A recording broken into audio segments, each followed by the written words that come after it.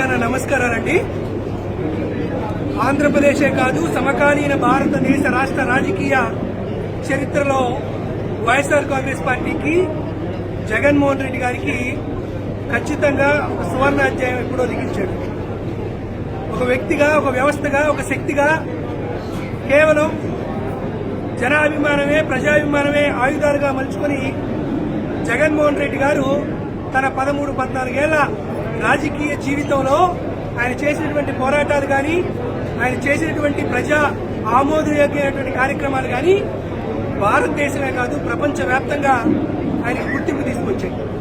సరే, ఎన్నికల ఫలితాల తరువాత ప్రజా ఉద్యమాన్ని మరికొంతగా గట్టిగా ప్రజావాణిని వినిపించేటువంటి లక్ష్యంతో వైఎస్ఆర్ కాంగ్రెస్ పార్టీ గ్రామ స్థాయి నుండి కూడా జరిగేటువంటి ఒక పునర్నిర్మాణం ఆంధ్రప్రదేశ్ రాష్ట్రానికి, వైఎస్ఆర్ కాంగ్రెస్ పార్టీకి ఎంతో అవసరమని మా అధ్యక్షులు వారు గుర్తించడంతో మిన్ను మన్ను ఏకం చేసేటువంటి రీతిలో రాష్ట్ర స్థాయి నుండి గ్రామ స్థాయిలో ఉండేటువంటి బూత్ కమిటీ దాకా ప్రతి చోట వైఎస్ఆర్ కాంగ్రెస్ పార్టీ యొక్క సంస్థాగత నిర్మాణం జరగాలని, జరిగినటువంటి ఆ సంస్థాగత నిర్మాణం ద్వారా చంద్రబాబు నాయుడు గారు, అతని కూటమి ప్రభుత్వం చేస్తున్నటువంటి ప్రజా వ్యతిరేక చర్యల్ని ఖండించాలని, ప్రతి విషయం పైన ఒక గొప్ప ప్రజా ఉద్యమాన్ని నిర్మించాలని, తద్వారా రాష్ట్రానికి, రాష్ట్ర ప్రజలందరికీ మంచి జరగాలనేటువంటి సంకల్పం వైఎస్ఆర్ కాంగ్రెస్ పార్టీ శ్రేణులు, సైనికుల ద్వారా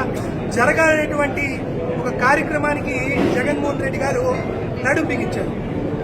ఆ మహోన్నతమైనటువంటి కార్యక్రమం అనేది రాష్ట్ర స్థాయి నుండి ఈరోజు అంబేద్కర్ కోనసీమ జిల్లా దాకా చేరింది.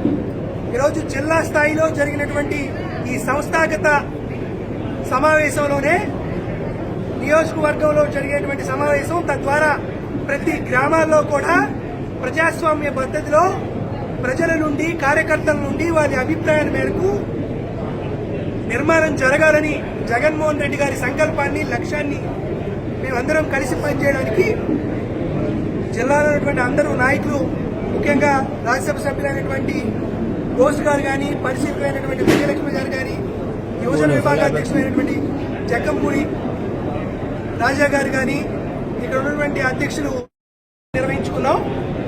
సో ఈ వేదిక ద్వారా అందరికీ విజ్ఞప్తి చేస్తుంది కూడా ఒకటే, వైఎస్ఆర్ కాంగ్రెస్ పార్టీ శ్రేణులందరూ జరిగేటువంటి ఈ మహాయజ్ఞంలో పాల్పంచుకోవాలని, తద్వారా రాబోయే స్థానిక సంస్థల ఎన్నికలైనా లేకపోతే తొందరలో వచ్చేటువంటి జనరల్ ఎలక్షన్స్ లో కానీ వైఎస్ఆర్ కాంగ్రెస్ పార్టీ థంపింగ్ మెజారిటీతో గెలవడానికి ఈ అవకాశాన్ని అందరూ సద్వినియోగం చేసుకోవాలి. ఇప్పుడే సబ్స్క్రైబ్ చేయండి, లైక్ చేయండి, షేర్ చేయండి. వే టీవీ ప్రైమ్, మీ ఉత్తమాభిరుచుల సమ్మేళనం.